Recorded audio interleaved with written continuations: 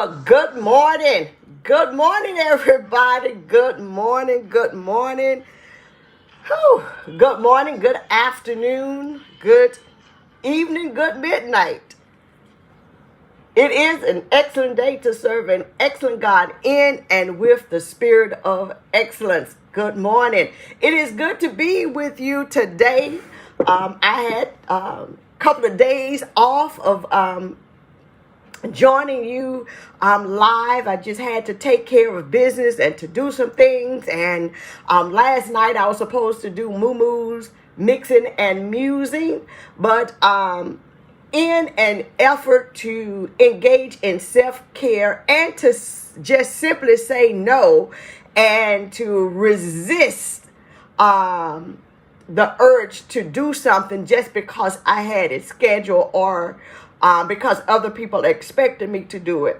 I needed to take a break. And let me tell you, a break I did.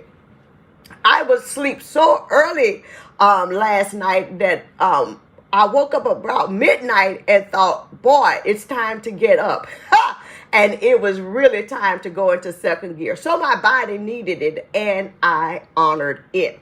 I pray that on this day that you are doing so well on January the 10th, that you've had an opportunity to re-engage, to regroup, to start all over again, to experience God's grace, and to just begin again.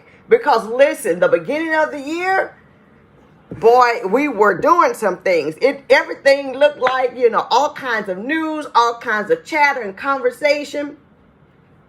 But today is a new day. Listen, today I want to talk about what's in a name. What's in a name? So when you come in, like, share, tag somebody in your circle, your clique, or your crew, and let them come in to connect with this episode of, and I really don't have a name for this morning's musings, but hey, makeup and musing, I don't know. But remember, good morning, Joy. So glad that you are here. This is not about makeup, right? I'm not trying to give you any kind of tutorials, no techniques, no tips. I'm simply putting on my makeup as I prepare to go out of the door this morning. So again, good morning. So today I want to talk about that ain't my name. It may be what you call me, but that is not my name. I've really been thinking a lot about this since I went to see The Color Purple for the second time this weekend. I went to see it for the second time this weekend. And this time I was really struck by, or it resonated with me, the line that Squeak says, because before I just didn't pay any attention to Squeak, I was focusing on the main characters, which is Celie, Suge, and Sophia. The main women characters, right? But this time, for whatever reason, Spirit had me to focus in on, or at least to be in a place where I can hear Suge say, Squeak said, that ain't my name. My name ain't Suge. My name is Mary Agnes. In that one line, she took control of her own narrative. Her mama didn't name her Squeak. Her mama named her Mary Agnes. And so when I looked at the research and, just some things, it says that Squeak was kind of like unassuming. Nobody paid attention to her. Most of the time when she spoke, she had to repeat herself because nobody paid attention to her or listened to her, right? But she was non-assertive, unassumed, and all of those things. Good morning, Felicia. I'm talking about this name this morning. That ain't my name. that ain't my name. And I'm just kind of like remembering the line in The Color Purple where Squeak said, my name ain't Squeak, it's Mary Agnes. She took control of her own language, her own narrative, her own story, her own agency. She said, my name is Mary Agnes. My name is, my character is powerful. My essence is of quality. It's not unassuming or you're not paying attention of me or things like that. No, my name ain't Mary Agnes. My name ain't Squeak. It's Mary Agnes. You remember that line, Felicia? And so I recall, and so it reminded me of the prayer of Jabez in 1 Chronicles 4 and 10.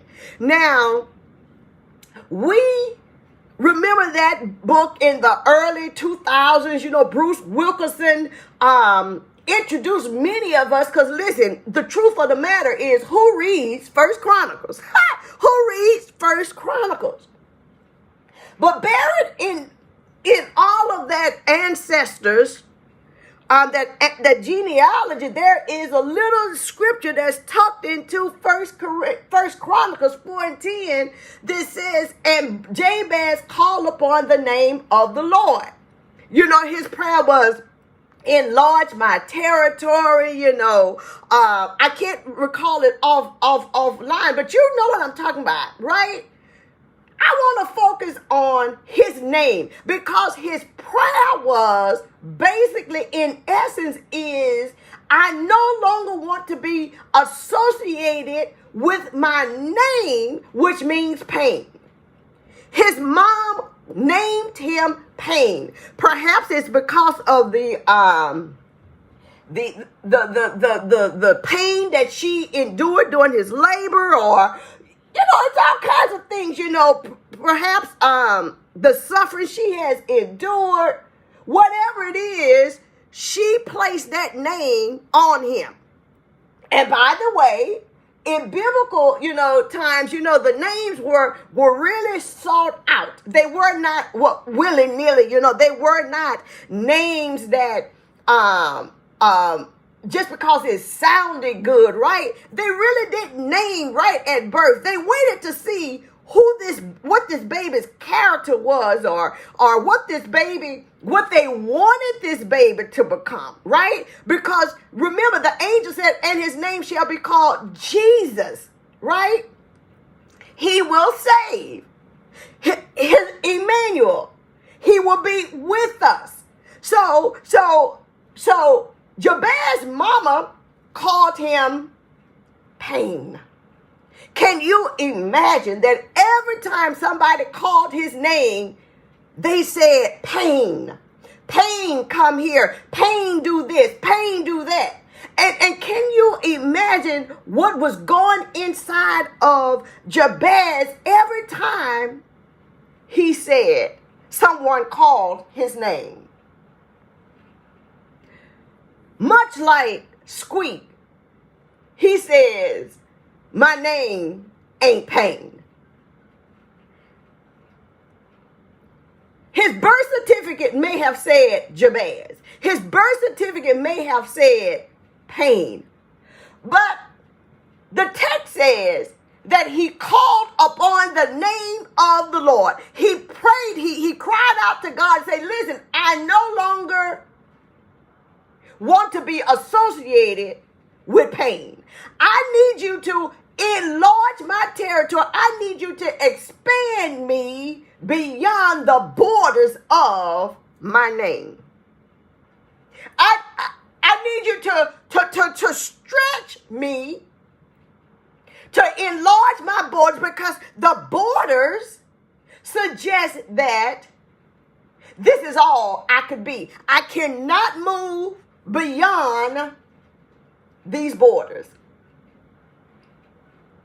I want to enlarge. I want you to increase my territory so I can move beyond the name that is given to me. You see, land signified power. Land was transactional. Land was monetary, was money, it was currency.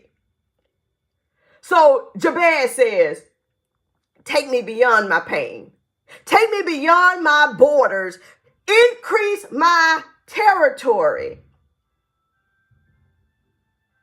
Increase my power.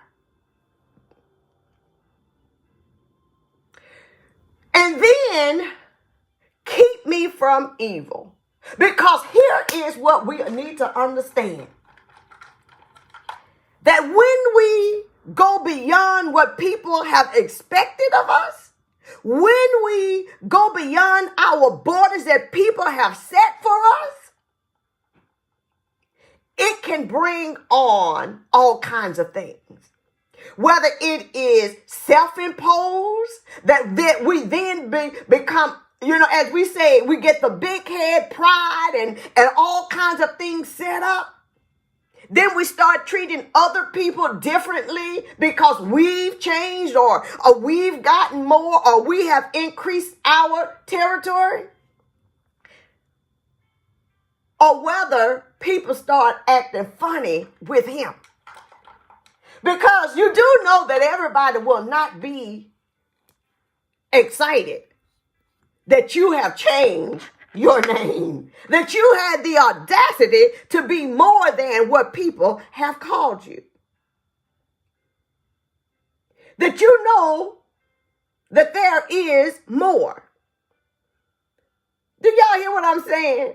Everybody is not going to be happy, whether it is family, friends, or foes. Everybody is not excited that you are not what you used to be, or that they can no longer control your narrative because you don't answer to pain anymore.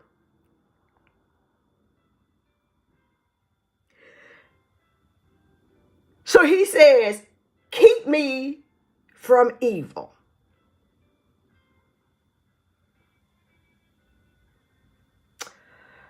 And the end of, it had to be a powerful prayer. It had to be a prayer that God can honor, because the end of the verse says, and God granted his request.